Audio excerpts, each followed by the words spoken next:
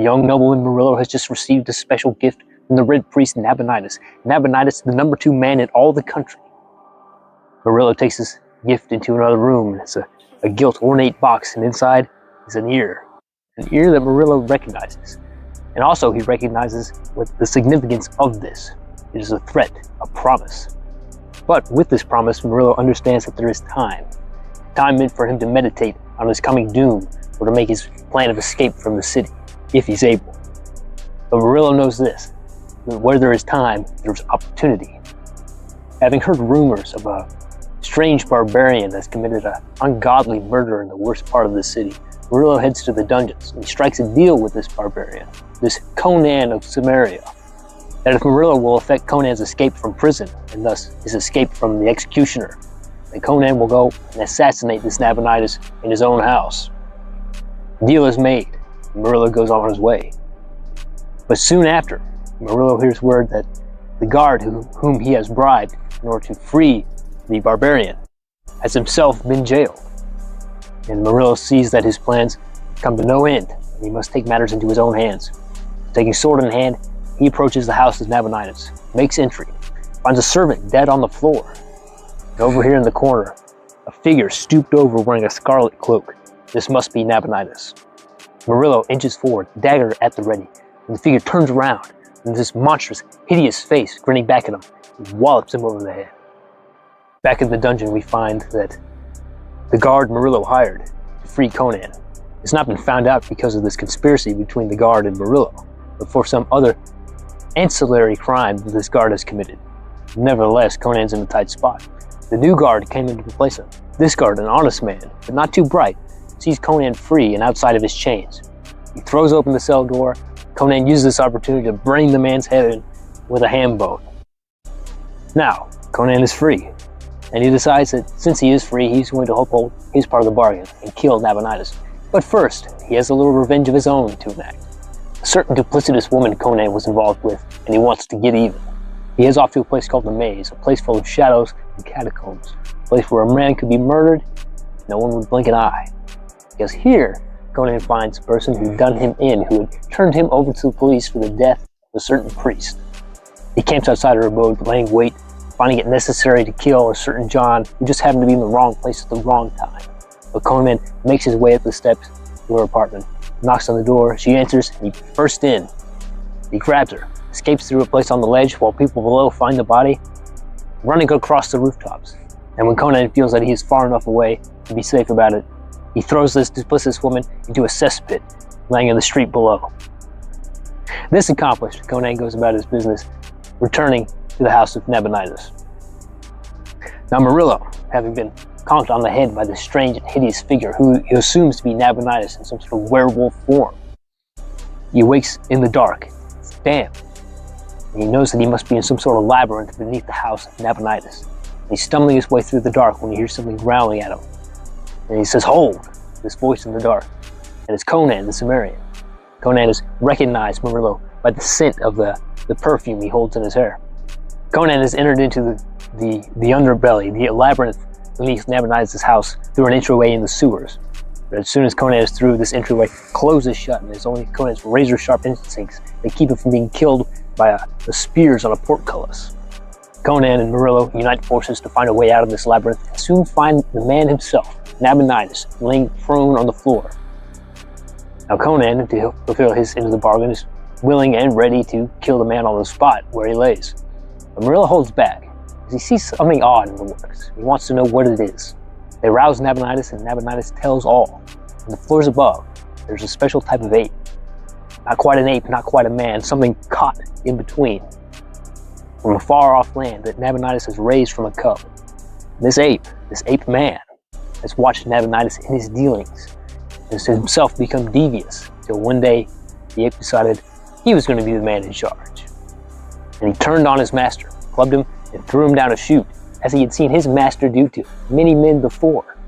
Nabonidus' house is filled with traps of all description, and any enemy that enters into Nabonidus' house, unbidden, sometimes by invitation, soon finds himself dead and thrown down a chute into an acid pit, or into these lower labyrinths to rot away, all prey to some beast. So now this ape man, called Thak, has rule of the house. And the three rogues, this being Conan, Murillo, and Nabonidus, are able to observe Thak's movements throughout the house through a careful apparatus of brass tubes and mirrors, carefully arrayed to show what happens on the upper levels within this labyrinth. And as they're staring into this mirror, they see a crowd of men charge into the house. These are nationalists, come to usurp the Red Priest Nabonidus and his authority over the nation. Before they can make a move, Thak pulls a cord on the wall. The room is flooded with poison. The men die, and Thak goes to take their bodies and throw them into a pit of acid. This is the opening the three rogues needed. They charge up the stairs, finding the door unbarred. Thankfully, they mean to find their way through the house while Thak is busy, because they know Thak is too strong to be dealt with in open combat if they can at all avoid it. But this is as all things must be. Thak charges in as the three men are trying to make their way across the house.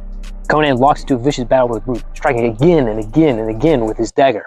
And only manages to survive, only manages to triumph over Thak, because the man Murillo takes a chair and beats it across the ape-man's back. And with this, Conan is able to stab into the heart of the ape-man and survive.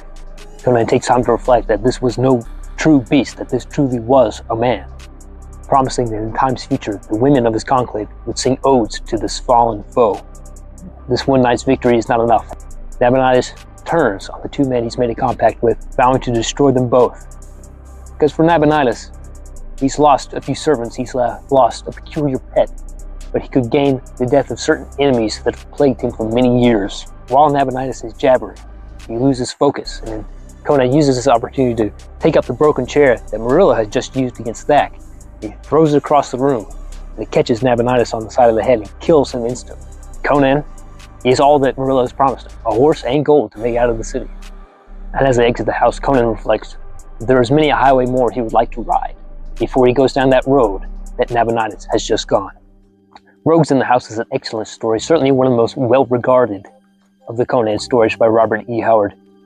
Its plot is a little circuitous, relying on a lot of circumstances, a lot of coincidences in order to get things moving, in order to tie disparate elements together.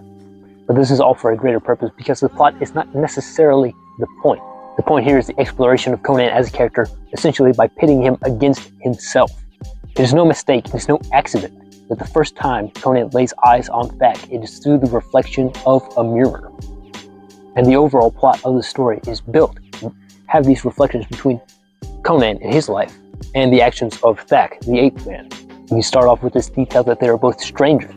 Thak, the ape-man, is from this far distant civilization, removed from that as a cub and raised inside society. Conan from a far distant civilization, not raised within society, but having to live within it, to have his living, have his means. They are both strangers in a strange land, people too barbarian for this soft and civilized world that they find themselves in. And for that reason, neither one finds acceptance in the overall society.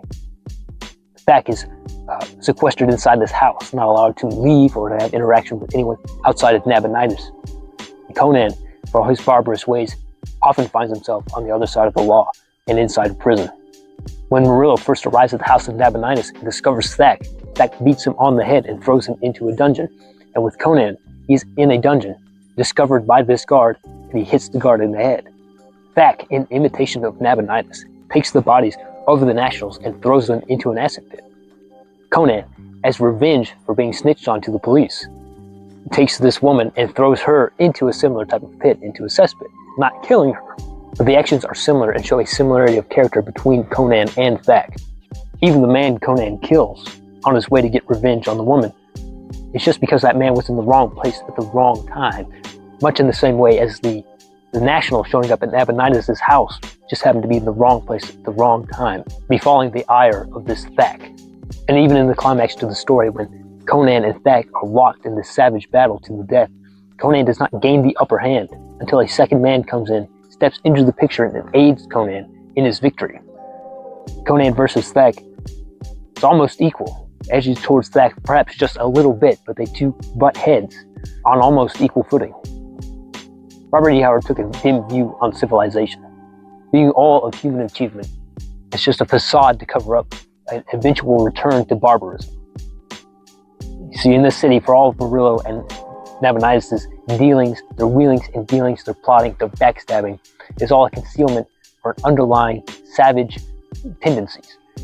That truly there is no distinction other than putting on this mask, this facade, to seem civilized. The point seems to be here that Conan, as a man, as any man might be, is not much better than a beast. But Conan, accepting this fact, finds strength in it and is able to triumph through those means, the means of a beast, by meeting the beast on his own terms. And what else can be said? It's a dour sort of an ending, but that's Howard.